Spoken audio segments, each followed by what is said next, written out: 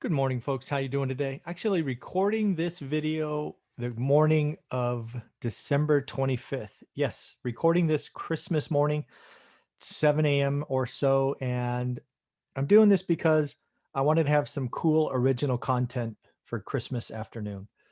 So what you're going to have here is you're going to have what I consider to be the most in-depth, most hard-hitting interview I have ever given. I've spent the morning kind of thinking about deep questions that maybe have been asked casually over the last couple of years, but I wanted to collect them, put them in one place, and just have a conversation with you, my subscribers, followers, students, because I just feel like I owe that to you. So again, I created this myself. I'm going to be asking myself hard questions. So I'm not really sure how this is going to go. Let's find out. So let me share what I've done so you can kind of see my questions. Okay, let's make this bigger. All right, so again, I've been intending this to be the most hard-hitting interview. There's actually 10 questions. So there's 10 questions we're going to go through. Again, I'm going to interview myself. So I'm not really sure how this is going to go, but let's give it a shot. And this again is all around the book, the story, what we're trying to do here. So first, right, again, I'm trying to interview myself, so give me a little bit of slack. Question is basically, hey, congrats on selling nearly 10,000 copies of your book, right? One rental at a time. Where is it? It's over here somewhere. Oh, there it is. Right. Congrats on selling 10,000 of these on Amazon. Almost 400 5-star reviews. So thank you. What was the goal when you wrote the book? So a couple of things. First, I never thought I would write a book. Writing is not a strength of mine. In fact, if you were to ask my family growing up who was more likely to write a book, it probably would have been, it probably would have went, how would this have gone? Probably my dad, my sister, my mom, then me. I was the least likely. If you've ever communicated with me in email, you know that I routinely misspell, routinely use the wrong words. Again, writing is not a strength. So I never thought I'd write a book. Never in my wildest dreams. How the book came to be is I was in a pretty bad funk. I just left, work, was a type A person, and I was stuck. I was days away from getting another job, not because I had to, but because I was getting depressed. And that was not a good feeling. And your internal mind can play really bad tricks on you. So what I did is I just started sketching out our journey, right? How'd we get here? At the time I was 45 and I was like, you know, why are you feeling like a failure? You've gotten somewhere where lots of people try to get. So the book really started as a way to calm down, I guess, right? I just wanted to feel better. And as the pages started growing, as 10 pages turned into 20, that turned into 50, that turned into 100, there was something there. And I didn't know what I had. And I kept playing with it. The book actually came to be over about an 6 to 8 week period, at least the raw material. And I shared it with a few folks and they were generally positive. Of course, there was a misspelled words and all of that, but that's what editors are for. So again, I didn't have a goal for this. Um, I never in my wildest dreams thought 70 or 1,000, let alone nearly 10,000 copies would be sold. It's far exceeded any expectations. Again, I would have been happy with 100 sold, right? I didn't have those expectations. But in fact, the book is selling more and more, right? The longer it's out, the more it sells. We routinely have days on Amazon where more than 20 books are sold in a single day, which is pretty outstanding. The reviews are coming in more and more. And what I watch is not the book sales. What I watch is the reviews. That's what's important to me. If you watch my goals every week, one of the line items I've been tracking for over a year is how many 5-star reviews. I track that because that means you've read the book and it meant something to you. You're not going to leave a review on Amazon, A, if you didn't read it, and B, if it didn't hit the mark. To have, as of this recording, almost 400 reviews. And to be frank, I'm hoping to get to 400 reviews by the end of the year. So if you're seeing this and the book meant something to you, give me 5 minutes and go back to Amazon and leave a review. I would greatly appreciate it. But that's what I track. The reviews are most meaningful to me. To sell 10,000 copies, maybe by March or April, would be amazing. But to get to 400, 500, 1,000, wow, to get to 1,000 reviews, that'd be wild. That'd be a great thing. So, that's what I think about the book. It's, I'm just so glad I'm so glad it came out. I'm so glad it's there. To see the impact it's having is, beyond my wildest expectations.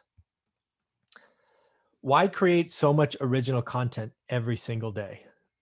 I create a lot of content. And if you're a subscriber of my channel, I suspect I create 5 original pieces more often than I don't. And that's every day. That's 7 days a week. A couple of things. One is I'm sort of treating this as my morning routine.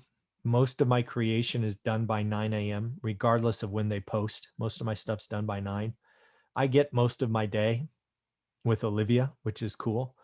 But, I'm a big Gary Vaynerchuk fan. I hope to meet him someday, or, love to have him, just love to shake his hand one day or send him a virtual high five or whatever it is. I'm a big Gary V fan. You got to do the work. Everyone wants to be successful, but nobody wants to do the work. So one of the things I try to do is lead by example, right? How to get started one rental at a time. That course I created for $199.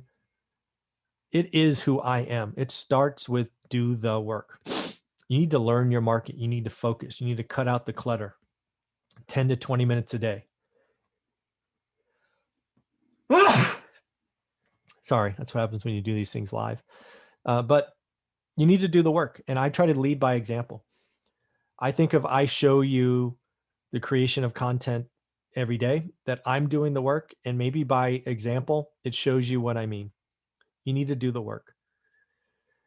Lots of things have come out of that are good. But my superpower is being that hammer, right? Just keep swinging. And I'm comfortable doing that. And as long as I have something to say, I'm going to keep saying it. As long as I can interview multimillionaires every week, I'm going to keep doing that. As long as I can keep producing original content, again, and the thing that I'm most proud of is the original content is just that. It's for you. It's not for the YouTube algorithm. I'm not trying to gamify this and get more clicks or anything of that nature. No clickbait, none of that stuff. I'm just going to put out meaningful content. And, for example, the daily financial show that comes out every day, and we've been doing for 18 months every day, whether I'm sick, whether I'm traveling, we get it done. That's grown from an audience of over 100 people a day to well over 1,000, sometimes 15 or even 2,000 people watch it in 24 hours. My hope by the end of next year is maybe there's 10,000 people that watch the daily financial news, right? Maybe 200 people live and, 9,000 during the day. That's what I'm trying to do. I think if you consistently put out content for the audience, good things happen over time. So I create content every day to show you that I'm doing the work and hopefully leading by example. Who are you trying to reach with your message? That's a good question. I think, and in reality, I don't have one. I'm trying to reach 2. The first one hopefully is obvious. I'm trying to reach who I was, right? I was a busy employee. I was raised to be an employee. I am not an entrepreneur. In fact, I struggle with that title. I've interviewed and talked with many great entrepreneurs. I still do not think I'm an entrepreneur. I was a great employee and I'm a decent investor. I really don't think myself as an entrepreneur. So the first audience I'm trying to reach are those busy employees, working, family, no time. I know I can help them. I was them. My course, How to Get Started One Rental at a Time, only requires 10 to 20 minutes a day on purpose because I know it works. And more importantly, now with over 1,000 students, my students know it works. It's not fluff. It's not mindset. It's not any of that stuff. It's do this every day and move forward. So that's the first group. The How to Get Started One Rental at a Time was for the busy employee who just wants a better future. Can it lead to financial freedom? Sure. But even if we only got you 4 rentals, I would feel successful. Then the next one is a personal drive of mine. And this is meant to be high school students. That's what that picture at the bottom is, high school graduation. I think we need to talk about money more. I think, again, my experience only is you need to talk about money, income, spending, investing more at family level. Kids are in student debt by the time, all credit card debt because we have not done our job as parents.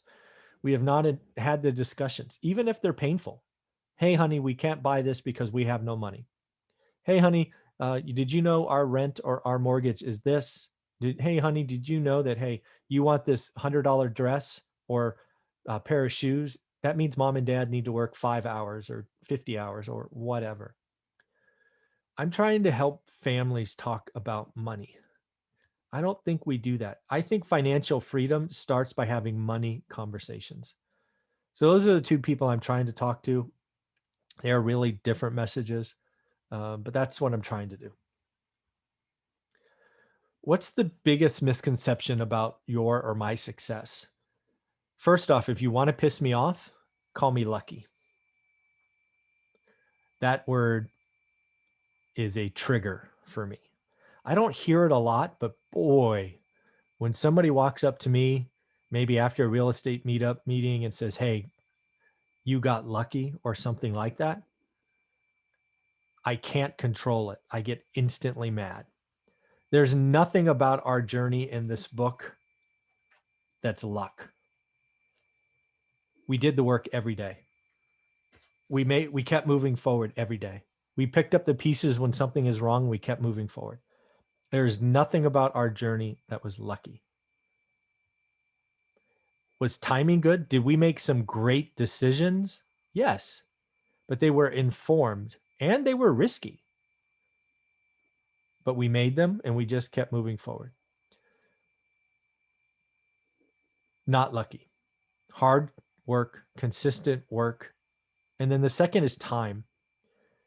I don't know what it is. I'm sure we can blame social media, but I think it's been around even before social media. We all want the easy button. We all want it today, not tomorrow. The biggest success of our journey was time. Most of our wealth came from purchases made 10 years ago.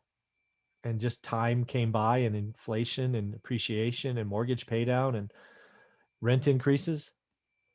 Time. We don't appreciate time. That's why I talk about 4 rentals: conservatively financed, cash flow, know your market, understand yield. You don't need to do lots of deals. You just need to do 4 good or great deals. Unfortunately, it takes work. I believe there's a lot of inventory coming next year, but you got to do the work today to get ready for it. If you just show up in April when the inventory starts coming, you're going to do a bad deal. You need to do your work now. So again, I think the biggest misconception about our journey is we didn't get lucky, and that word makes me mad. And again, it takes time. Here's one I get occasionally is, can anyone become a millionaire via buy and hold real estate investing? And this meme is, the best picture I could find. And the answer is heck yes.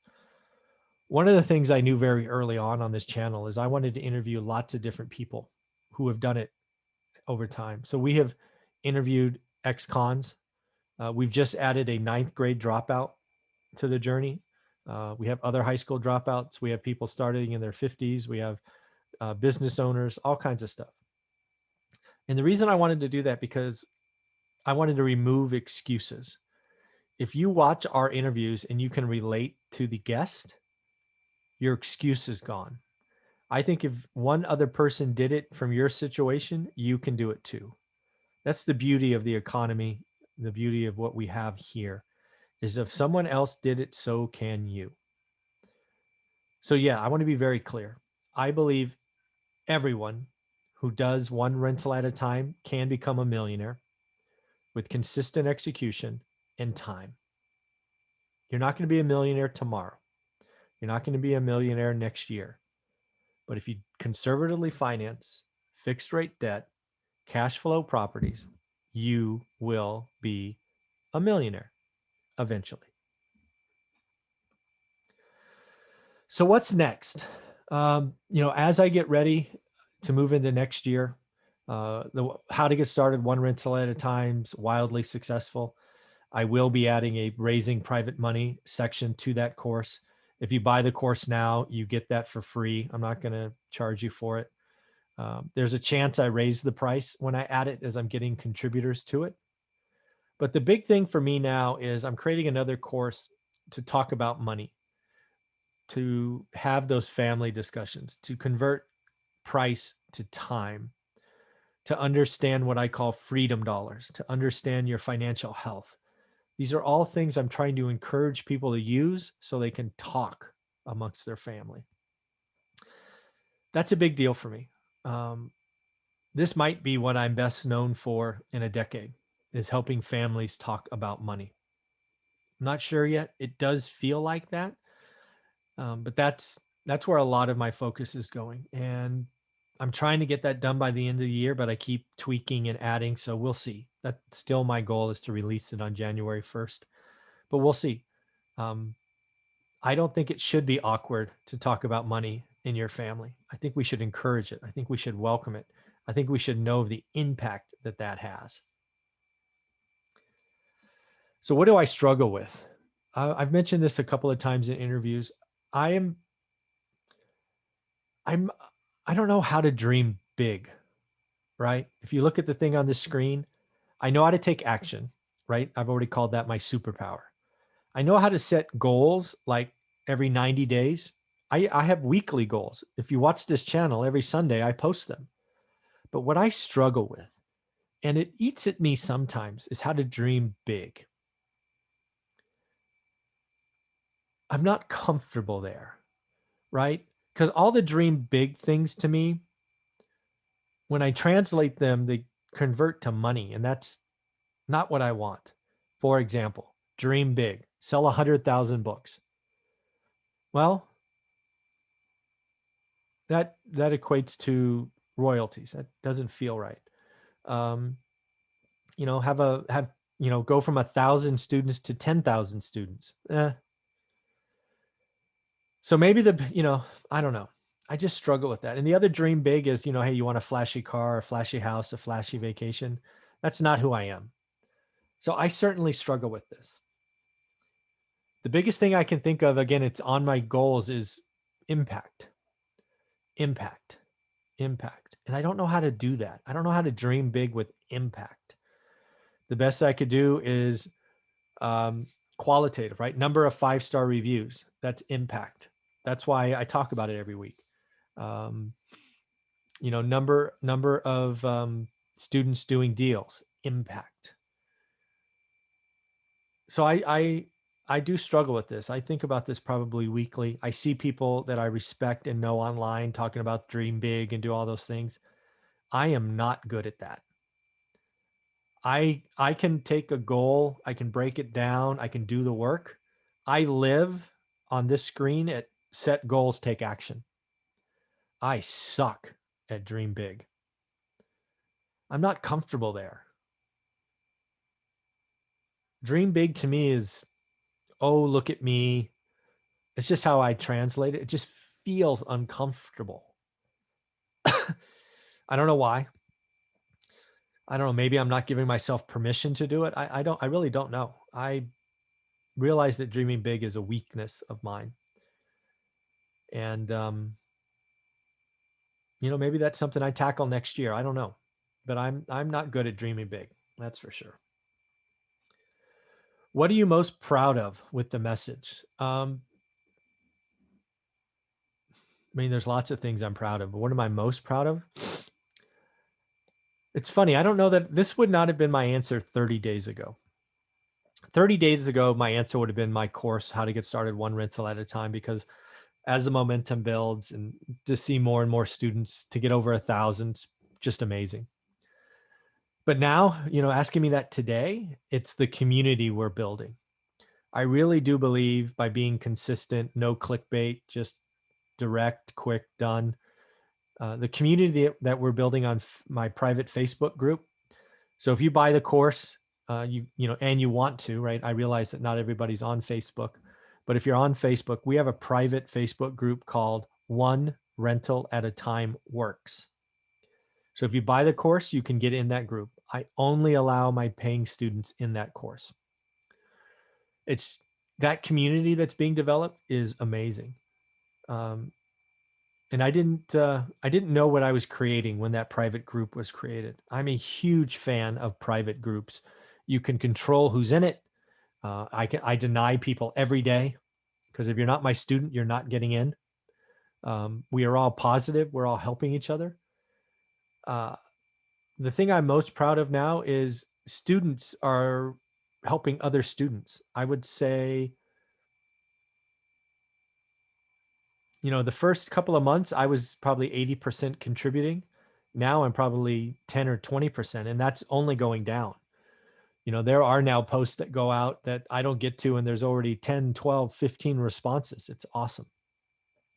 So I'm most proud of that community. And again, the community's free. We're not charging for it. You buy the course, you can get added. You don't have to. But yeah, I think the community is what I'm most proud of today as of the recording. So why 2 courses? I think that's fair. All right, let me move this. So out of the gate, the thing I knew I had to create because I couldn't go to another coffee, another lunch was my How to Get Started One Rental at a Time. Everybody wanted to know how. So I had to create that. That's the one with over 1,000 students and hopefully someday over 10,000 students. But what I've been working on the last 3 to 6 months is I think there's a bigger opportunity, a bigger impact that we can make. And that is when I realized how we got started, right? When we got started, I was spending all of our money, right? I was being an idiot. But what happened on our journey to financial freedom is not only did we start buying and learning our market, which is in the first course, but we started understanding that we needed to sacrifice and spend less, wants versus needs, all of those things. So I am creating another course. This is the working title, Financial Freedom Starts Here. It promotes 2 things. One, how you can understand where you are. You can understand your financial health. You can look at your budget. You can take monthly, if not weekly, action. And then 2, it promotes discussions of money with your kids, with your family, with your significant others. It turns price into time. It does all these things that are important to me. And yes, you can understand your financial health score and you can understand your freedom dollars. Are they growing or shrinking? Because you can't invest if your freedom dollars aren't growing, right? If they're not there for you at the end of the month. And I think the financial health score is going to be a big deal. These are all things that I'm creating in this course. Again, I was hoping to have it by January 1st. We'll see. I'm continually working on it. And I'm not going to release it till I'm happy with it. But I think that course, it has a good chance to be something that I'm known for in a decade, just helping people talk about money. We shall see. That's important to me. So what's my hope for the future, right? Again, I've already told you that dreaming big is a weakness of mine. So this is kind of just showing you what I mean by weakness. I know I can do more. I know we can have a bigger impact. But what am I good at?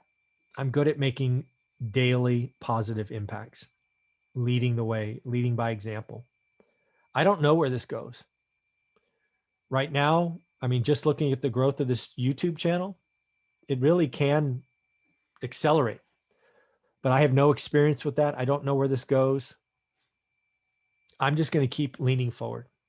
I want to have a bigger and bigger positive impact. I want to sit here next Christmas and have a bigger impact. I want to have bigger impact after that. So that's what I'm trying to do. That's what I think about every day. How can I help more people? How can I help the next generation? How can I help people's lives be better? That's a cool thing to think about. How can you be a positive light and have a bigger impact on people? That's cool. I can think about that, but I can't dream big. I don't know what that looks like. Again, that's a weakness I shared earlier. So in the end, do me a favor. If you like this video, this hard-hitting interview, you like this questions, do me a favor, share this interview on your social media, Instagram, Facebook, Twitter, LinkedIn. I'd like to see this video maybe go viral. And in order to do that, I need your help. So I think somewhere on YouTube, you can share this video. Share. I would greatly appreciate that. All right, everybody. Happy holidays. Merry Christmas. I'm going to go spend some time with Olivia the rest of the day. Going to save and upload this video. Take care.